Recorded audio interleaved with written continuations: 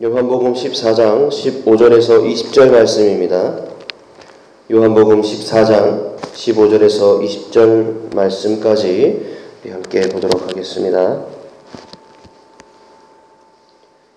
요한복음 14장 15절에서 20절 말씀까지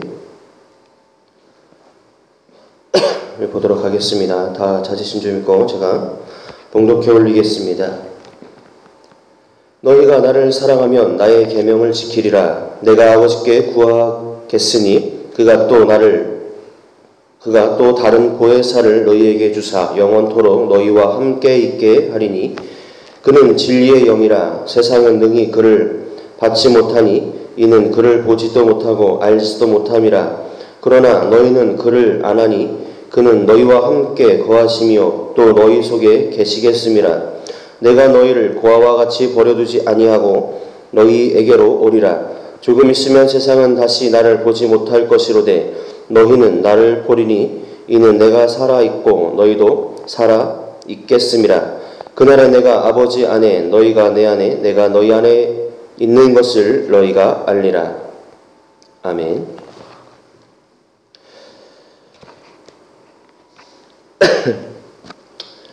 오늘 말씀은 예수님께서 제자들에게 말씀하신 이야기를 통해서 함께 은혜를 나누겠습니다. 우리가 흔히 하나님을 부를 때에, 하나님을 칭할 때에 여러 가지의 수식어로 하나님을 표현하게 되어집니다. 전능의 하나님, 치료의 하나님, 권능의 하나님, 또 우리가 하나님은 그런 말 많이 쓰죠. 하나님은 사랑이시라. 가장 대표적으로 많이 사용되어지는 말입니다. 그것처럼 하나님은 우리에게 사랑으로 오시고 우리에게 사랑으로 함께 하시는 분이십니다. 그리고 하나님은 우리의 사랑이십니다. 하나님 이 세상을 사랑하셔서 독생자 예수 그리스도를 보내기까지 하셨다라는 것입니다. 자신의 독생성자 예수 그리스도를 자신의 외아들을 보내셨다라는 것은 우리를 위해서 그를 십자가에 못 박게 하셨다라는 것은 그만큼 우리를 사랑하시고 있다는 것을 증명해 주시고 또 우리에게 보여주시기 위한 것입니다. 또한 예수 그리스도께서도 죽기까지 우리를 사랑하셨다는 사실입니다. 아버지의 뜻이었지만 우리를 사랑하셨기에 그 아버지의 뜻을 겸허히 받아들이시고 십자가에 못 박혀 돌아가신 후에 우리에게 부활의 영광을, 부활의 기쁨을 허락하신 줄 믿습니다. 예수님이 오늘 우리에게 주신 말씀은 사랑과 계명이 어떤 관계가 있는지에 대한 것을 말씀해 주고 계십니다. 하나님께서 주신 계명과 또 오늘 말씀하신 그 하나님께서 주신 하나님은 사랑이시라는 그 말씀 가운데서 계명과 사랑의 관계를 한번 오늘은 살펴보고자 합니다. 15절에 보니까 너희가 나를 사랑하면 나의 계명을 지키리라 라고 말하고 있습니다. 나의 계명을 지키는 자라야 나를 사랑하는 자니라고 21절에도 말하고 있습니다.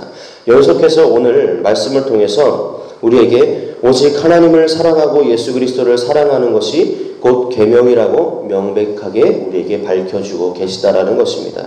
왜 예수님께서는 계명을 지키는 것이 곧 나를 사랑하는 것이고 나를 곧 사랑하는 것이 곧 계명을 지키는 것이라고 말씀하셨을까요?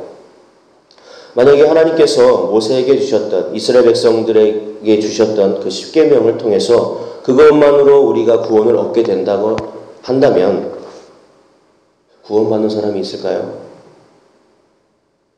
전 세계의 단 1%도 구원받지 못할 겁니다. 그죠? 내 이웃을 내 몸과 같이 사랑하는 사람, 저는 이웃을 사랑하긴 하는데 제 몸처럼 사랑하진 않아요. 솔직한 마음으로. 하나님께서 이스라엘 백성들에게 그 당시에 주셨던 그 계명을 통해서만 구원을 받을 수 있다면 아마 이 세상 전 세계에 그 어느 누구도 구원받을 수 있는 사람이 단 1%, 0.1%의 사람도 없을 거라는 겁니다. 그러면 얼마나 그 구원이 무겁겠어요. 그죠? 그 구원을 누가 받을 수 있겠습니까? 그 구원을 통해서 누가 아버지께로 갈 수 있겠냐라는 것이죠. 아버지께서 오늘 우리에게 말씀해 주신 것은 사랑, 곧 아버지를 사랑하는 것 하나만 있어도 너희에게 구원이 있다라는 겁니다. 그만큼 구원은 우리에게 중요하고 값진 것이지만 그만큼 예수 그리스도를 통해서 아버지를 사랑함을 통해서 그 구원이 우리에게 기쁨과 즐거움으로 다가올 수 있다라는 겁니다. 만약 오늘 예수님께서 하나님께서 우리에게 말씀해 주신 것처럼 나를 사랑하는 것이 곧 계명을 지키는 것이라 이 말씀이 없으셨다면 앞서 말씀드렸던 것처럼 그 계명을 통해서만 모세를 통해서 이스라엘 백성들에게 주었던 그 10가지의 계명을 통해서만 구원을 얻을 수 있었더라면 그죠? 굉장히 그 구원은 무겁고 힘든 것이었을 겁니다.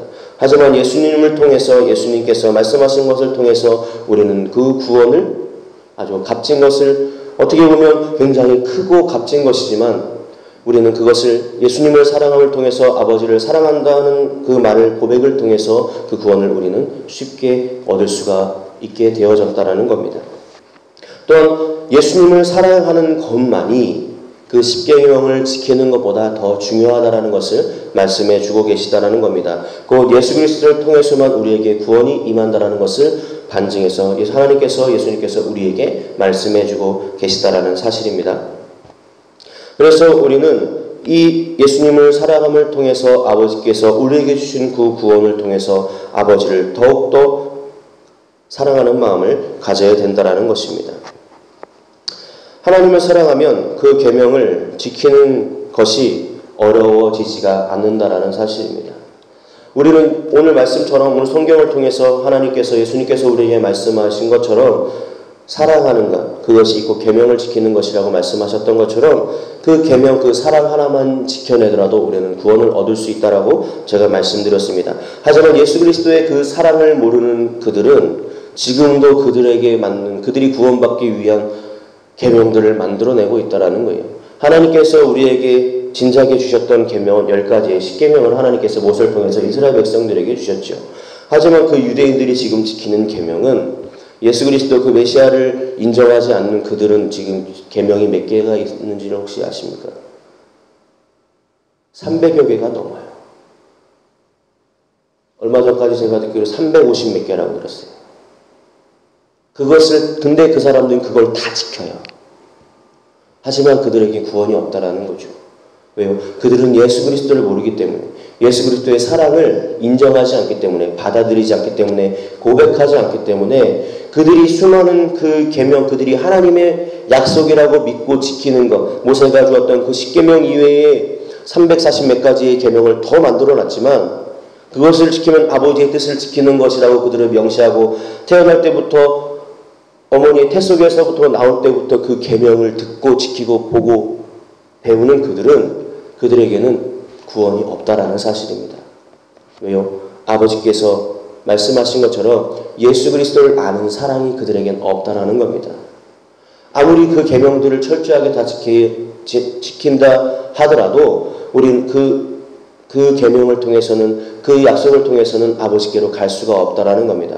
아버지께서 예수 그리스도를 통해서 우리에게 새 계명을 주셨다라는 겁니다. 그 새 계명은 바로 예수 그리스도라는 겁니다.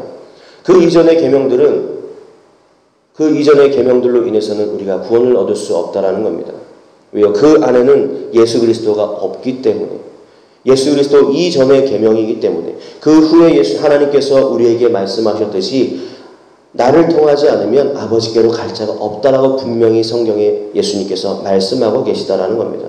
그래서 우리는 그 예수 그리스도의 사랑을 알고 또 예수 그리스도의 사랑을 통해서 구원을 얻기 위해서 항상 하나님 앞에 예수님 앞에 기도함으로 찬양함으로 우리가 아버지 앞에 사랑을 고백하게 되어진다라는 겁니다. 사랑은 고백하지 않으면 알 수가 없는 것이죠. 우리가 입으로 사랑을 고백하지 않으면 그 누구도 나를 사랑하는지 알 수가 없다라는 사실입니다. 얼마 전에 제가 말씀드렸던 것 같아요. 나이가 지긋하게 드신 분들은 아직까지 한 번도 자신의 남편에게 자신의 부인에게 사랑한다는 말을 한 번도 해보지 않고 살아오신 분들이 너무나 많다라는 거예요. 그죠? 하지만 두 사람의 관계가 사랑하지 않는 건 아니겠죠. 하지만 입으로 겉으로 표현되어지지 않는다면 저 사람이 나를 정말 사랑하는 걸까?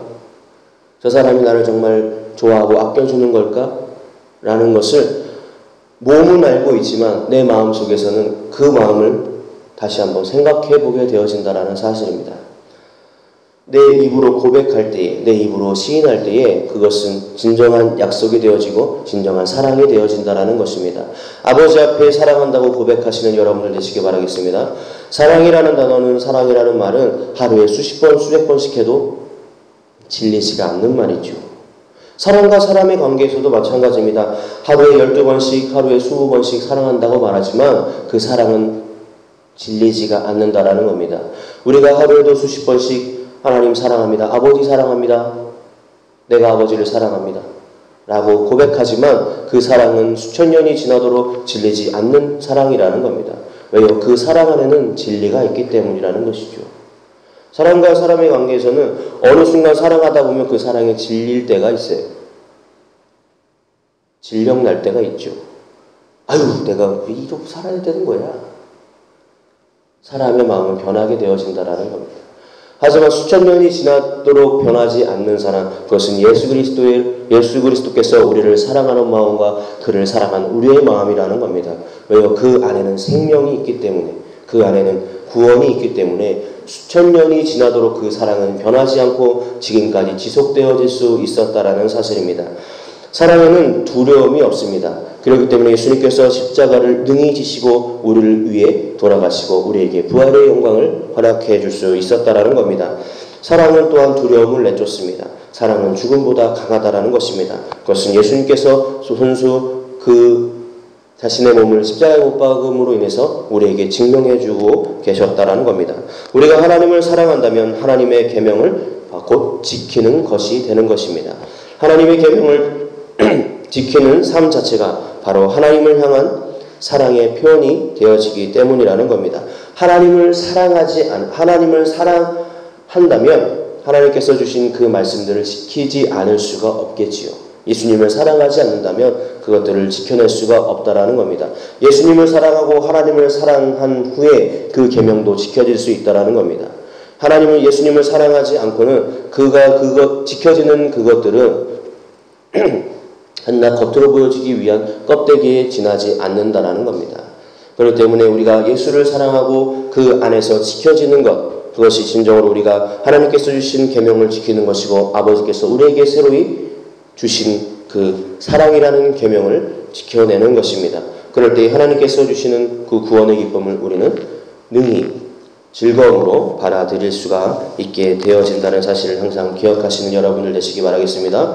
그래서 항상 하나님을 사랑한다고 고백하시고 예수님을 사랑한다고 고백하시는, 또한 이웃을 사랑하고 주변 사람들을 또 하나님께서 택하시고 하나님께서 예정하신 그 사람들을 품고 사랑할 수 있는 여러분들 되시기를 주님의 이름으로 축복합니다. 항상 하나님을 나의 구주로, 나의 사랑으로 고백하시는 여러분들 되시길 바라겠습니다. 기도하겠습니다.